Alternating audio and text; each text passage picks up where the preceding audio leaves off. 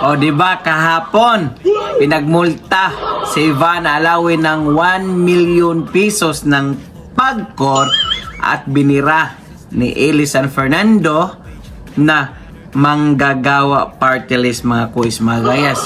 Naku po, barya lang po ni Ivana Alawi dahil siniyawan po ni Ivana Alawi. Kumbaga didma yung multang 1 milyong pesos mga kuis mga gayas. So, pakinggan po muna natin itong mga kuis at panoorin po natin itong mga kuis ha. Kasikat po, Ivana Alawi. Mamimigay ng 100 iPhone 17 pero hindi pala kusang ibibigay yun. Dapat ikaw muna ay mag-subscribe o mag-like doon sa isang online gaming platform. At wala po kahit saan dito yung pagsunod doon sa sinasabi po na pinag-uusapan natin kanina at Standard Council, Authority, merong approval po mula sa PAGCOR. Hindi po sila himingi ng permiso. Ano po ang ginawa ng PAGCOR? We fined the online gaming company 1 million pesos and together with that gave them a stern warning na hindi na dapat maulit ito. Kung maulit ito, heavier fine and the possibility that it can lead, another violation can lead to the suspension and ultimately the cancellation of their license. So, minandohan din po namin sila, Your Honor, na ihinto na yung nasabing promotion na yon. So ayun nga mga kababayan ko no, didma po sa Gidle yung multa na 1 milyong pesos ng PAGCOR at binira pa ni Eli San Fernando. Mabalikan nga natin to si Eli San Fernando ha. Ito po yung kamanggagawa party list mga kuis mga gayas. Ito dati believe na believe ako noon nung nakarang eleksyon, nung wala pang eleksyon ha. Tapos nung nakaupo na ito bilang isang representative or congressman ng isang party list mga kuis mga gayas, grabe to makabira noon kay sa administrasyon kay Pangulong Marcos mga kuis mga gayas. Ngunit nung nalaman po nila na lahat ng peperma ng impeachment doon sa House of Representatives, nako po, nangunguna pa itong pumirma itong Eli San Fernando na ito mga kuis. Tulunggis kumbaga sa madaling pagkakasalita. Tulunggis mga kuis mga gayas no. Buong kala po natin ay talagang kalaban po ito sa mga korupsyon sa gobyerno. Pero pag nakita nilang may pira ito kasi nga po nung lahat ng pipirma noon sa impeachment sa isinisagawa doon sa House of Representatives mga kuis mga gayas, inabalitaan po nila na may 100 million pesos po na kumbaga hadiah o kumbaga mayroong ilalaan sa lahat ng mga pipirma doon di umano na 100 million pesos mga kuis mga gayas o gift. Ayun po, pumirma po agad itong si Eli San Fernando mga kuis mga gayas.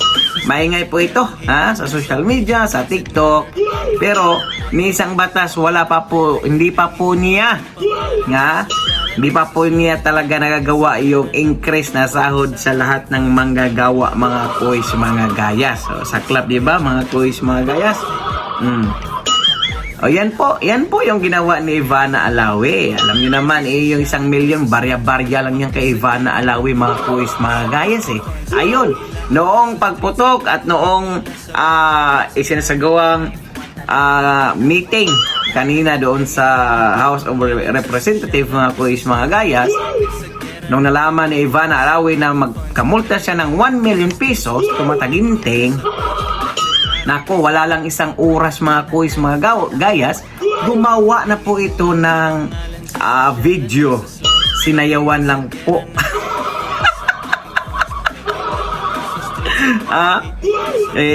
Paano ba naman sila respetuhin ng taong bayan? Tulunggis din naman sila mga kuis mga gayas no?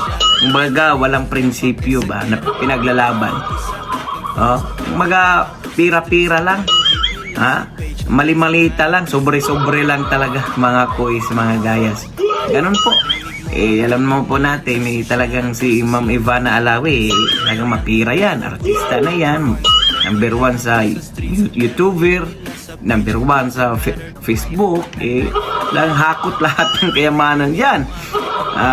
Barya-barya lang yan mga kuis, mga gayas, no?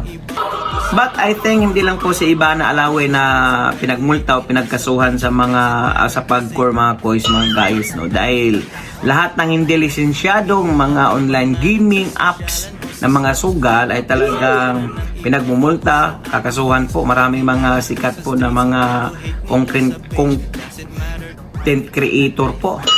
Marami pong mga sikat na pinagkakasuhan yung mga kuis, mga guys. Buti nga ito si Ivana talaga ay mayaman.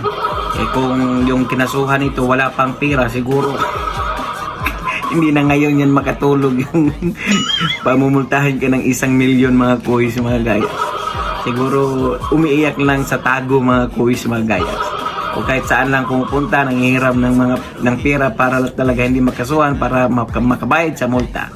Pero itong si Ivana Alawi talagang baliwala lang po yung 1 milyon niya mga kuis, no? Alam naman po natin sa mga content niya, namimigay po yan yung pera ng kahit ano-ano, bahay mga kuis, mga gayas.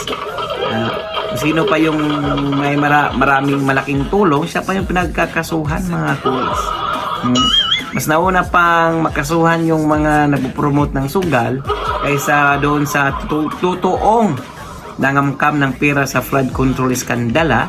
Tandaan nyo yan. Tandaan nyo yan. Mas nauna pa po kasuhan yung mga vloggers, mga kuis, mga pinagmulta. Grabe. Saklap, di ba? Wala tayong magagawa. Talagang yun ang patakaran nila. Pero for me, bakit hindi lang ibaan lahat ng mga pasugal na yan mga kuis, mga kayas? Bakit yung hindi lang lisensyado sa pagcore ang pinagbabaan nila? Dapat lahat na talaga, kung talagang seryoso sila sa paglalaba sa ba ng mga lahat ng mga online gaming, no? Dahil alam po natin na kisira po yan sa lahat ng tao, especially sa mga kabataan, mga kuis, no? Lalo na po pag wala ka na talagang ibang mataya dyan, gagawa ka na ng kaparaanan, magnakaw, magsisinungaling, o kahit ano pa man. Dahil pag na-addict ka na sa larong gambling na yan, online gaming, mga scatter, mga kuis, mga guys, no? Lahat na talaga yan, kung gusto talaga nila, intensyon nila na makatulong sa taong bayan, bakit hindi lahat lang ipagbabaan lang lahat niyan?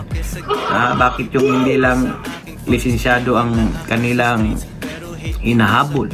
Lahat na lang para fair talaga lahat mga kuis, mga guys. Anong sa tingin nyo mga kuis, mga gayas? Diba? Dapat baan na talaga lahat? Maraming nasisirang buhay, pamilya dyan mga kuis, dahil sa pasugal na yan mga kuis, no? Komento po ng mga opinion o reaction sa comment section ng ating videos. For now, I'm Ken. God bless all. Peace. Bye-bye. Ingat po kayo lahat.